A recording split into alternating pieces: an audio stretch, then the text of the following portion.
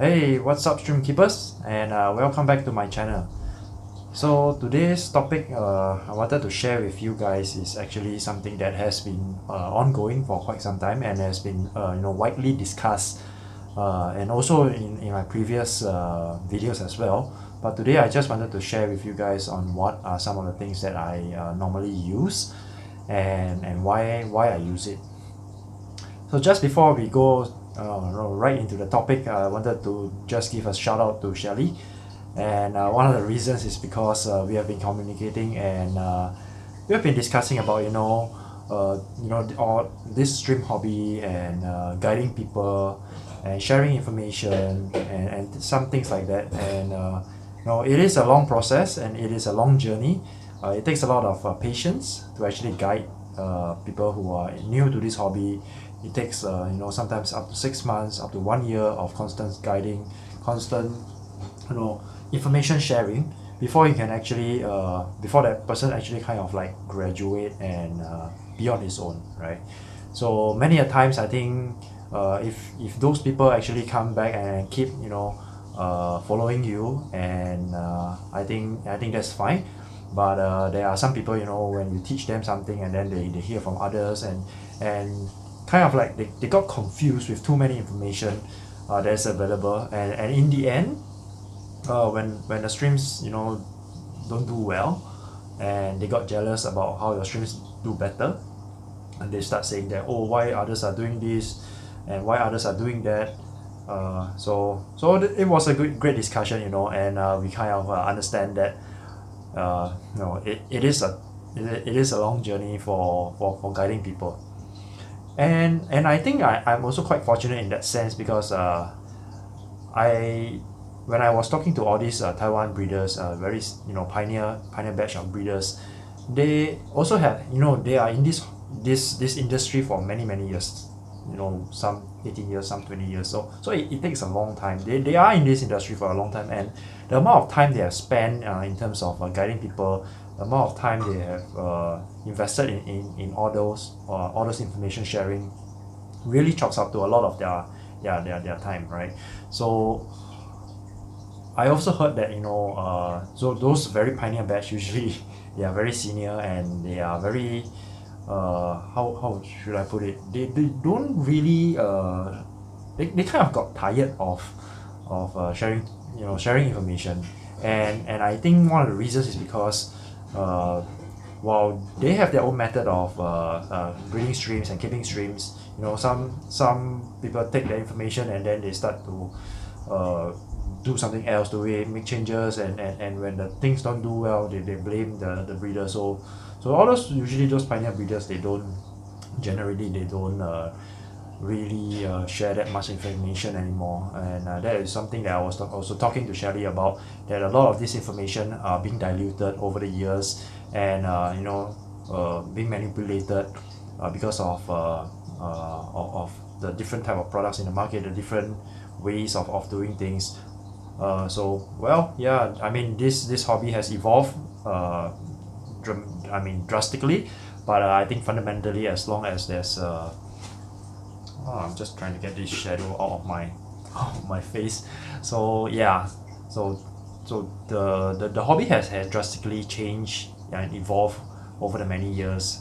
However, I think as long as you know the fundamentals of stream breeding and stream keeping, I think that will make you decide on things that you can actually continue to keep the streams and breed them well throughout the in future.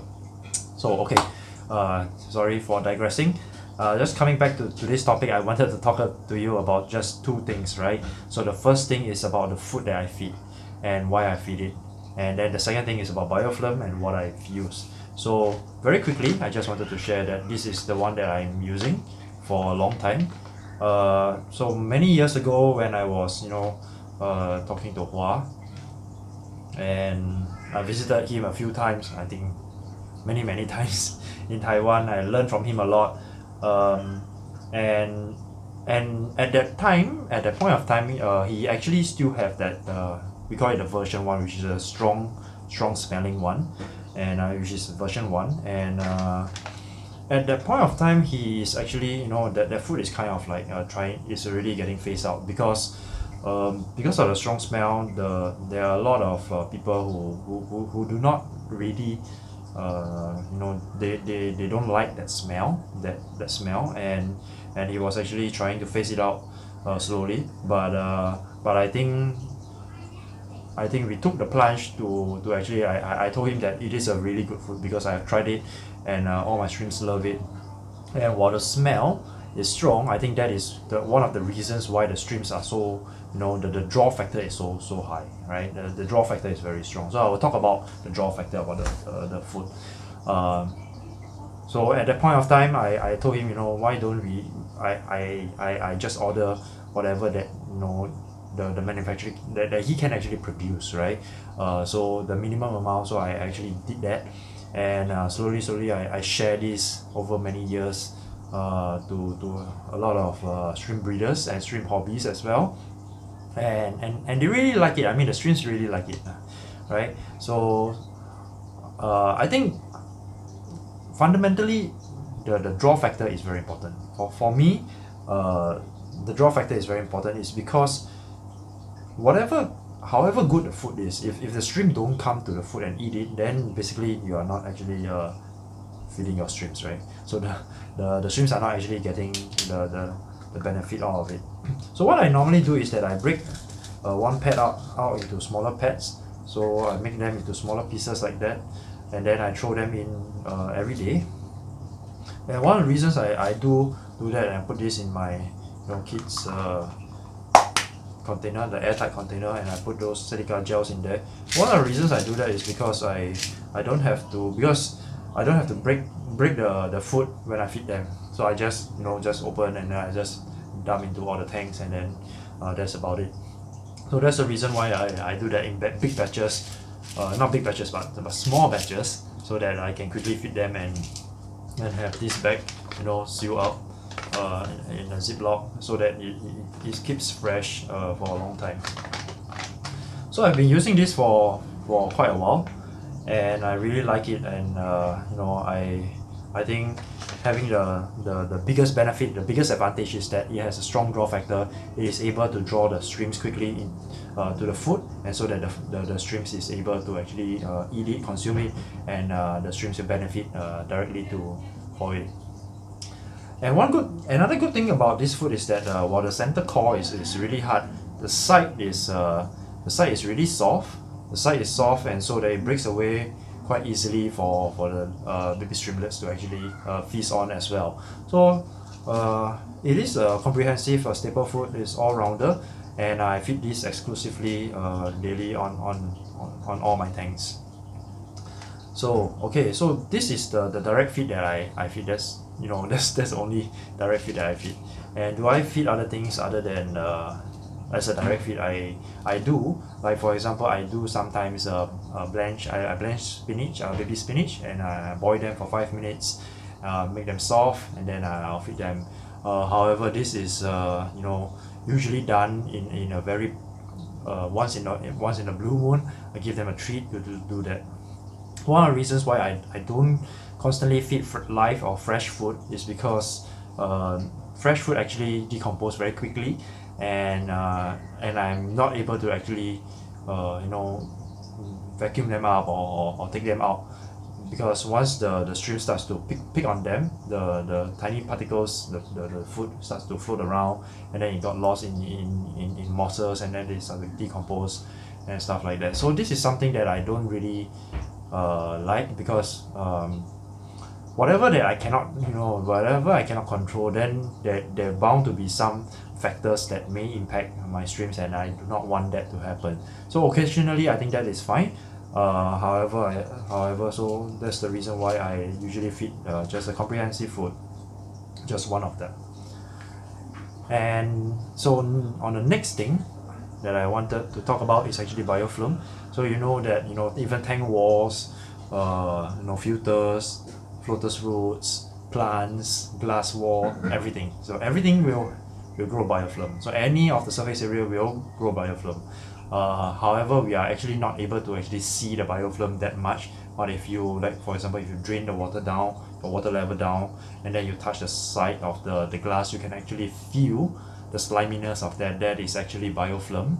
Or if you have done some like planter tanks, or you have put in like driftwoods or some of the wood initially into the tank, a new wood, and then you will actually see those whitish stuff that is being grown up, and that's biofilm, right? So biofilm can be grown on basically a lot of surface area. They don't really mind whatever surface area they can actually grow on. However, what is the ingredient, or what is the thing that actually create that biofilm, right? So even driftwood can create biofilm, right? So does that mean that the biofilm from a driftwood or biofilm from a moss is similar? So I think that's where the differences are, right? So what created that biofilm, I think, is more important than biofilm itself. So that's one of the reasons why I have been using this. So either the Lubao or the Kallax ball. So usually what I do them, I use them interchangeably. Usually this Kallax ball is used mostly for 30 liters and below tank, and for lesser streams. So all those selective breeding tanks that I'm actually I actually use the Kallax ball before I move them on to Lubao. So when does the switch happen? So usually for Kallax ball, when like for example, if I have 2 males and 15 females, I will use a Kallax ball first, and then when there is streamlets that is starting to come out, then I will then move on to Lubao when there's a higher or larger population in that sense. So the reverse is also true. So for example, if I have a large colony of streamlets, I will use Lubao, because if let's say I have 80 to 100 streamlets in the tank, then I will use a Lubao in there. And when I start to net them out and selectively split them, then I will then move from Lubao to Kallax ball almost instantly, without waiting for the month to be over. Like for example, most of this ball is in my tank for about a month, but let's say by mid-month I already started to net them out and split the streamlets into smaller colonies into different tanks. Then I will immediately change from Lubao to Kallax ball, because the Lubao is blended to be a much potent, a much stronger blend, so that it creates more biofilm and it's more potent. Whereas for the Kallax ball, it's a lighter blend, so that it doesn't create that much biofilm, but it's suitable for small colony and it's easy to manage. So that's one of the big difference between a Kallax ball and Lubao. But I wouldn't say that one should use this or that. So it can be used interchangeably, and depending on your tank, you can actually control the biofilm production. You can also control where the biofilm is, and so that what I do is that most of my my Lubao is actually right in the front of the tank, and one of the reasons is because I actually want to see the berry stream, and I also want to see a saddle stream. So the easiest way for me to actually see them without every time feeding them is to have the ball right in front of the tank, so that I can actually see them without having to feed them, right? And one of the telltale signs of a female that is saddled or going to berry is the female will always stay on the Kallax ball. They will keep consuming the biofilm, and then usually after they molt, you will see that they are buried. So when they are buried, they also stay on the Kallax ball to consume food, not direct feed, but this biofilm, so that they have sufficient energy to replenish the energy that they have lost, right? So this is a cycle, and I observe that they always are on the Kallax ball before they bury. So there are quite a lot of benefits in terms of the Kallax ball and consuming biofilm. But if you ask me, is mosses, is katapang leaf, and all that sufficient in terms of creating biofilm? I think Katapang leaf is really good. They also have that antibacterial properties as well, and all that. And if you soak the katapang leaf and then you put it inside, it's a low cost kind of investment for the tank, and also for the streams, the female streams, to consume on the biofilm. I do actually like katapang a lot as well. However, one of the things that I don't quite, that kind of make me choose Kallax ball a lot more, is that I can actually control Kallax ball much better than I can control the leaf. And one of the things is because the Kallax ball can last a long time, over a month, and I don't have to worry that the Kallax ball do not produce sufficient biofilm and all that, or I have to remove that so-called eaten katapang leaf at the end of it. So it gets a little bit messy in that sense. Kallax ball is easier to manage, so that's one of the reasons why I just simply make it simple, and then I just put the Kallax ball in there and have the biofilm grow and let the streams consume them. So how do we prepare all this? Is that we just have to soak this on, usually for Kallax ball I usually soak them for 3 days. But if your tank is smaller, or if your streams, if you have lesser streams, I would recommend 3 to 5 days, 3 to 6 days. I think that's fine. But minimally 3 days, you soak this in RO water or any tap water. I would recommend RO water if you can. Soak them 3 days and change the water in the container every day, so that it removes the tannin. It also kickstarts the fermentation process. So please do not soak the Kallax ball and pour the soap water back into the tank, right? So you soak it outside of the tank, you soak the ball, and after you soak it, pour it away in the sink, and then put in new RO water. Do not put the soap water back into the tank. So I think that's one of the reasons why soaking is important, is because it kickstarts the fermentation process, it kickstarts the biofilm production, and over time, then it will start to produce the biofilm right when you place it inside your tank. So how long do you actually take?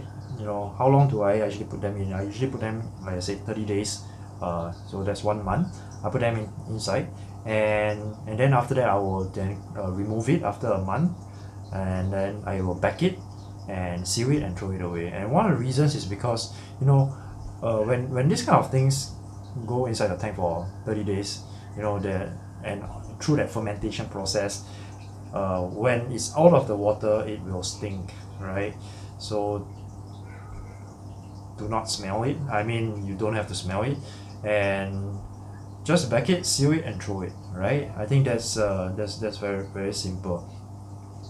For food, I don't remove it.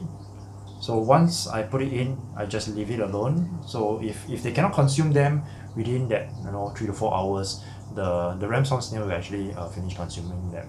Or I will adjust the bit size to a smaller one, so that they will be able to consume it during that 3 to 4 hours period. So we are unable to remove this food, right? But and we are not worried about it, right? So this is the same with the Kallax ball, right? There's nothing to worry about. So as long as your tank is stable, so as long as there's beneficial bacteria in your tank, you have cycled your tank properly, your tank is really stable, none of this this will not bring any harm to your tank. It actually helps a lot in terms of breeding process, and if you are doing selective breeding, you actually want to see whether your streams are buried or not. This will actually help you if you place them right in front of the tank. You can actually observe your female streams, and then you can also observe when the streamers are out, they usually like to crowd around the Kallax ball. So this is the two things that I actually do. Feed, one is the Hwa version 1 stream pad, and then this is the Kallax ball, and then the Lubao. So basically this is what I do on a monthly basis. I just replace them, so that I continue to provide that environment for the streams to continue to breed. And that is, I think that is what people want, right? I mean, that's what breeders want. You want your streams to continually breed, and it also helps to prevent cannibalism, because there is constant food source in the tank. You don't have to worry, because there is I mean, we are unable to measure the amount of biofilm in the tank. We cannot see how much biofilm are there in the moss, how much biofilm are there on the tank wall. We are unable to track that, right? If we are unable to track that, we are unable to measure the amount of biofilm in the tank. So one thing good about this Kallax ball and Lubao is that we can actually see the growth of the biofilm, right? And then you can actually see that they are actually consuming them, and you will roughly know whether is there sufficient biofilm in the tank or not. At least visually you'll be able to see it. It gives an indication of whether is there sufficient biofilm or not. So if you ask me, is it necessary? So I think as long as if you would like to have more time doing other things rather than just streams itself, because I understand that from many of these breeders and hobbies, time is limited, right? So everybody has limited time. We want to spend our time in different ways, and for myself, I would like to spend a lot of my time, as much time as possible, with my family and my kids, and this being stream, what I do is that this actually helps when I go for staycation, I go for travels, and that for 5 days, 7 days, even up to 2 weeks, I think I'm covered, right? I don't have to worry that my high grade streams will not make it at the end of the vacation. So I think that's one of the things that changes my entire process of how I breed streams from the beginning. Right, from the beginning when I started, I was more enthusiastic. I feed constantly. I was able to do a lot more things because I had more time at that time. But now, with family, with kids, and all that, time is limited. So the Kallax ball actually helps me manage my time in terms of my family and this stream hobby much better, right? So I can go on staycation for 3 days. I'm not even worried about my high grade streams, so I just go and I come back, and that gives a peace of mind. I think that is what is critical, and what is important is that while you lead your own life, right, on the side, you also want to pursue your own dreams. You want to breed good streams, and this Kallax ball actually helps in that process, and that is the reason why I've been continue using that and sharing it with a lot of people. And thanks to those who are very, very supportive of this Kallax ball and this Lubao. I really appreciate and being very grateful about that, because at the end of the day, I think the key to this is that we want to keep things as simple as possible, right? And we do not want to disturb the tank so much that we keep putting our nets in, taking our nets out, putting our nets in, taking our nets out, putting our hands in, taking our hands out. That imbalance the water parameters, right? So if you ask me, why don't I feed and then I remove the food after 3-4 hours? Because if I keep doing that and I have so many tanks, how am I going to do it, right? If I have 200 tanks, am I going to put in and take out for 200 tanks? It becomes illogical, right? And that is the reasons why having a entire ecosystem that is self-sustaining and